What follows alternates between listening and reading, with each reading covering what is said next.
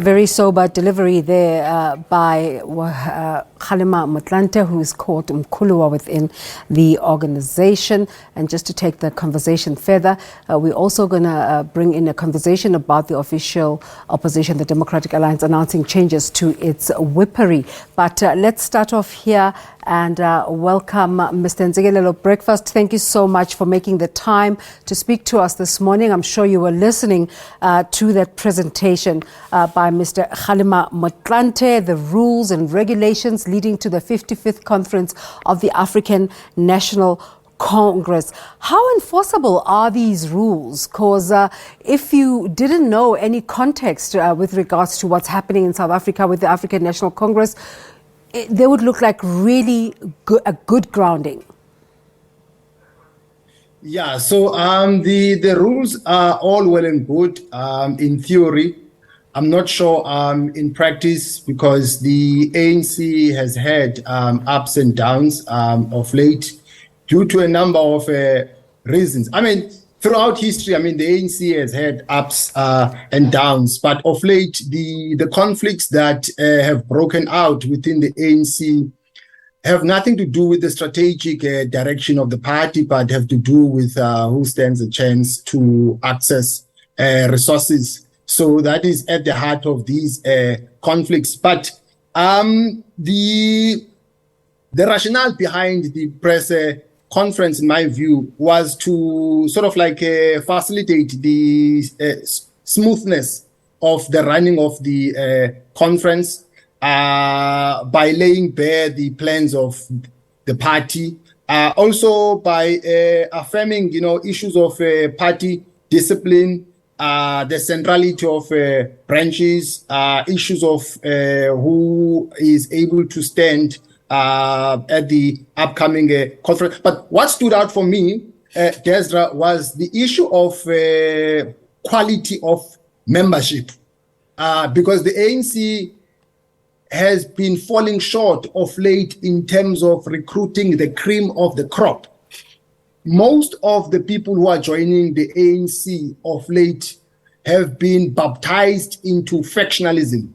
Also, some of them, when you engage them, you don't get the sense that they understand what the party stands for. And it begs the question about how do you engage in political agitation as a comrade if you don't have political education?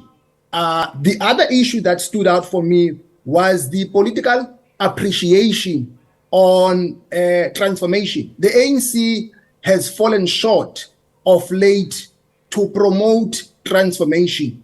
And what do I mean by transformation? I'm talking about to alter the social order by promoting inclusion, the inclusion of women, the inclusion of members of the LGBTQI, the inclusion of young people, and also the inclusion of other people from other racial categories.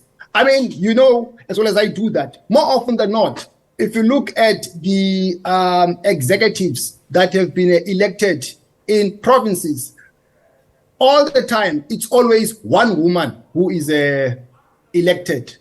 It's like they are doing women a favor. Sometimes you don't even see young people. So that speaks to the issue of transformation. But, besides that, I think it's all well and good. Now, without using the word step aside, he goes through who may stand according to the ANC constitution. Any member in good standing who's been active for 10 years and they haven't been charged with a criminal offense. Your thoughts just in terms of his wording of these exclusionary terms? Yeah, I think with regard to the wording of that announcement, it was very circumspect and very careful, because the issue of a step-aside principle has made room for a backlash or different understandings about what is meant by it. because some people see this principle as something that is meant to purge some people who are not aligned to the dominant faction in terms of the application of the principle. I mean, for instance, of late, there are, I know it's allegations, but it's serious allegations against the Minister of Finance. But we have not heard anything from the mother body in terms of whether the step aside principle will be operationalized or not. But when it's other cases of other people, then we see the principle being applied. So that is a very important matter because it's about the issue of eligibility. But there have been some people who have been critical of the application of the step aside principle who tried to do away with it, but then they lost the debate in the previous policy conference. He also went at lengths to try and remind ANC members, especially those delegates that are coming through, about the consequences of undermining these rules and regulations, talking about disciplinary action that could eventually lead to expulsion. Your thoughts there? Yeah, so the ANC uses a Marxist and Leninist organizational model of party discipline. And, you know, my view is that in any organization, Desra, if you take away discipline, then you are left with anarchy. So the issue of lack of discipline in any organization, it poses a serious threat to the stability of an organization. So I agree with them in that regard, so long as the issue of discipline will be applied across the board to all and sundry. I go back to the question I asked you at the beginning. It was a really sober delivery by Mr. Kgalema Motlanthe. But how enforceable is something such as you can't sing derogatory songs against a nominee? This is almost like part of the culture of the African National Congress. How are they going to get around this? Yeah, I think he was being too ambitious on that score. I mean, I don't think that is practical, you know, because people sing songs about this and that faction. So I don't think that is something that can be enforced. And it will be difficult also to apply discipline on such matters. But it's just, I think, it's what the party hopes for. Yeah.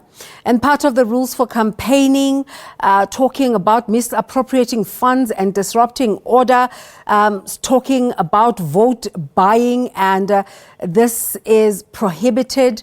Can this be done? Since the 2012. Yeah, that's I was saying since that's a $1 million question. Okay, go ahead. Yeah. I was saying that is a $1 million question because within the ANC, there are members of other members. You know, power within the ANC, it resides with those who have money. I mean, you saw what had happened in the previous elective conference. The faction that had a lot of money won the conference, even though they had to twist some people at the 11th hour. So he who pays the piper calls the tune. So it's going to be very difficult to crack the whip in that regard in terms of instilling discipline. Because within the ANC, as I indicated earlier on, there are members of other members. You know, it's part of the organizational culture of the party. What will be the repercussions of these rules on candidates members like Ace Magashule, Bathabile Dlamini, and possibly, if any process gets underway, on the finance minister as well, Enoch Godongwana? Look, I mean, politics is about hegemony. I've indicated this to you at some point. It's about dominance. So the dominant faction is entrenching hegemony. They are setting the agenda for the organization. Politics is not about a win-win situation. No wonder there is unhappiness within the ANC.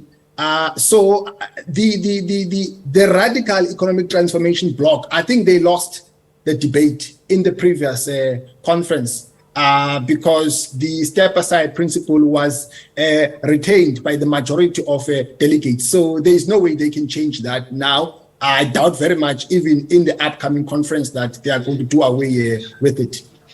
Yeah.